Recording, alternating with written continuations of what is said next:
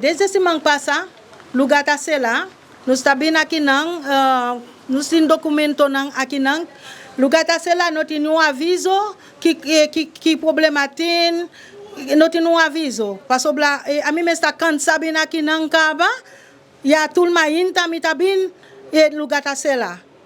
E tin papel padeng nus ta walda nus kata nang di dimas ta walda se kanus padeng. E a mi também mi tin un papel também ku mi pedir informação parce que ta mi representante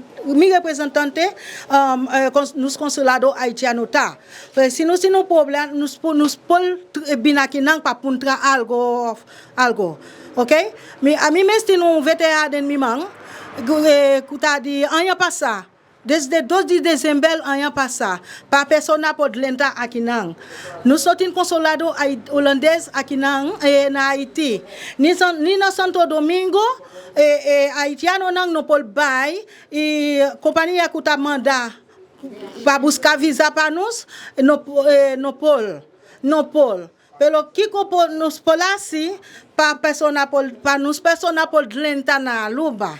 Parce que la mitin como casi 8 a 9 luna mi ta waldando para persona por aya visa e no por aya visa para binaki nang. Sicuramente a situação basta fastidiosa mirando a comunidade na rua que não possui, com a vida normal também não tem problema na clá e tramite, mas a senhora me sabia de Dimas. O Kiko tá é o seguinte step of Kiko a senhora te pede por meio de nossa plataforma digital.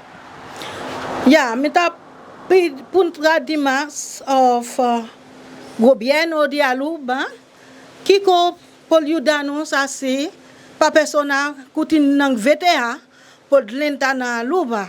Parce que a mim mesmo tem papel que tem 9 luna para pessoa pode buscar visa para vir aqui. Que ainda não pode vir, não pode lentar, não pode ir a visa e tem mais ainda, tem hope ainda, que é problema. E você pode tomar contato, chama, manda e-mail, nenhum responde, nada? Nada. Nós tem viajar governo sabe a situação de sei, não?